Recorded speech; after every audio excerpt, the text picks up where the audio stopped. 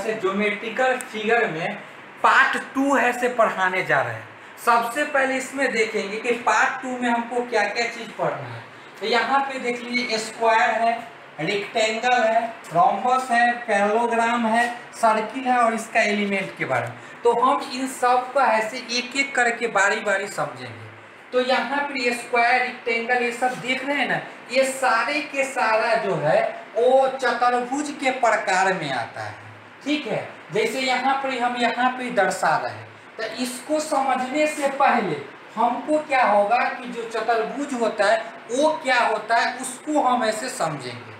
तो चतुर्भुज का परिभाषा जो होता है कि चार भुजाओं से घिरे हुए क्षेत्र को चतुर्भुज कहते हैं। जैसे यहाँ पे देखिए फोटो में समझिए, जैसे एक भुजा ये ले लिए और एक ये भुजा ले लिए और एक ये भुजा ले लिए और एक ये भुजा ले लिए। एक गो भुजा हो गया, चार गो हो गया। इसका नाम भी लिख सकते हैं ABCD। देखिए यहाँ पर एगो, दो गो, तीन गो, चार गो, ये क्या हो गया चतुर्भुज। अब इस चतुर्भुज में बहुत सारे आता है, वर्ग हुआ, आयत हो गया, तो ये सब इसका टाइप्स होता है। तो सबसे पहले तो हमको इसको समझना होगा चतुर्भुज। इतना समझ लीजिए कि चार भुजा से जो भी घिरा हुआ क्षेत्र रहेगा वो मेरा क्या होगा चतुर्भुज, और वो भी स्ट्रेट लाइन होना चाहिए। देखिए ध्यान दीजिए, यहाँ पर ये भी क्या है स्ट्रेट लाइन है, ये भी स्ट्रेट लाइन, ये भी स्ट्रेट लाइन और ये भी स्ट्रेट लाइन है। ठीक है, तो अब आगे इसको समझते हैं चतुर्भुज के प्रकार। तो ऐसे तो कई प्रकार के, लेकिन जो सिलेबस में इसमें चार गो दिए हुआ है, तो हम चार गो को ऐसे बारी बारी से समझने का ऐसे प्रयास करेंगे। पहला जो इसमें दिया हुआ है वर्ग, जिसको इंग्लिश में बोला जाता है स्क्वायर। अब यहाँ पे स्क्वायर के समझते हैं कि ये क्या होता है। पहले फोटो बनाते हैं इसका, उसके बाद समझेंगे। ये स्क्वायर हुआ, ठीक है। इसका परिभाषा होता है वैसा चतुर्भुज जिसका सभी भुजाओं की लंबाई बराबर हो, उसी को हम क्या कहेंगे वर्ग कहेंगे। तथा प्रत्येक कोण कितना होना चाहिए 90 डिग्री। जैसे यहाँ पे समझिए, अगर मान लीजिए कि ये 2 सेंटीमीटर इसका भुजा है ABCD, ये वर्ग हुआ।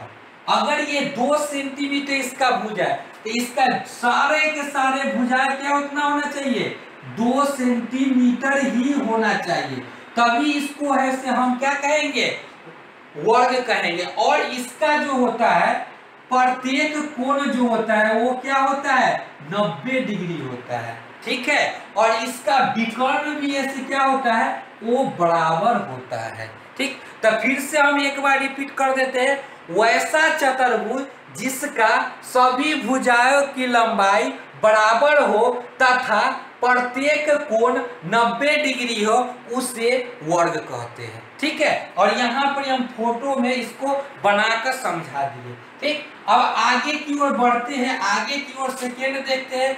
सेकेंड मेरा क्या है आयत है। ठीक है, आयत किसको कहते हैं उसको समझेंगे। पहले फोटो बनाते हैं इसका, ध्यान दीजिएगा। ठीक, अब आयत में क्या होता है ABCD। इसमें होता है कि वैसा चतुर्भुज जिसका आमने सामने की भुजा बराबर, मतलब कहने का मतलब क्या होगा कि AB समांतर CD, इसका भुजा इसके बराबर, आमने सामने गौर से देखिए, इसका भुजा इसके बराबर और इसका भुजा इसके बराबर, यानी कह सकते हैं इसको AB समांतर CD। और यहाँ पर AD समांतर क्या हो जाएगा BC। ये क्या हो जाएगा, ये जो मेरा होगा वो आयत हो जाएगा। इसका भी प्रत्येक कोण जो होता है वो क्या होगा कि 90 डिग्री का होगा। ठीक है, तो इसका परिभाषा हो जाता है कि वैसा चतुर्भुज जिसका आमने सामने की भुजा बराबर हो तथा प्रत्येक कोण ऐसे 90 डिग्री हो, उसी को हम क्या कहेंगे आयत कहेंगे। ठीक है, अब आगे बढ़ते हैं। आगे क्या है विषम कोण। ये देखते हैं ये क्या होता है, जिसको रोम्बस बोला जाता है इंग्लिश में।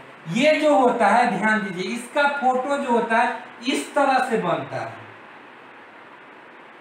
इसमें समझना ये होता है कि इसका जो होता है ध्यान दीजिए, ये मेरा क्या हो गया, विषम कोण हो गया, जिसको इंग्लिश में रोम्बस है। इसमें होता है कि ए बी, पहले नाम लिख देते हैं। इसमें होता है कि सभी भुजाओं की लंबाई क्या होती है, बराबर होती है, लेकिन इसका एक भी कोण ऐसे बराबर नहीं होता है। जैसे इसको कहने परिभाषा के माध्यम से अगर समझेंगे तो वो ऐसा चतुर्भुज जिसका सभी भुजाओं की लंबाई बराबर हो और एक भी कोण इसका क्या होता है, बराबर नहीं होता। देखिए यहाँ पे गौर से समझिए, ये इसका अगर मेजर कीजिएगा, इसका कुछ और निकलेगा, इसका कुछ और निकलेगा, इसका कुछ और निकलेगा, लेकिन इसका भुजा अगर देखिएगा तो ये क्या होगा, बराबर होगा। ठीक है, तो इसीलिए इसको बोला जाता है विषम कोण। ठीक है, अब आगे आता है समांतर चतुर्भुज। ध्यान दीजिए, इसका समांतर चतुर्भुज में क्या होता है,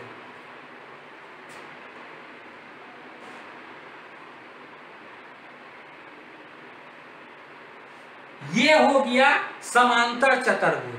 ठीक, और ये समांतर चतुर्भुज में ध्यान से देखिएगा, इसमें क्या है, इसमें क्या होता है कि आमने सामने की भुजा क्या होगा, बराबर होगा। ठीक है, लेकिन इसका भी ऐसे कोण आपका क्या होगा, बराबर नहीं होगा। इसी को हम क्या कहेंगे, समांतर चतुर्भुज के, जैसे आमने सामने की भुजा क्या हो, बराबर हो। अब आगे समझेंगे सर्किल और इसका एलिमेंट। ठीक है, तो सबसे पहले यहाँ पे समझते हैं कि सर्किल क्या है।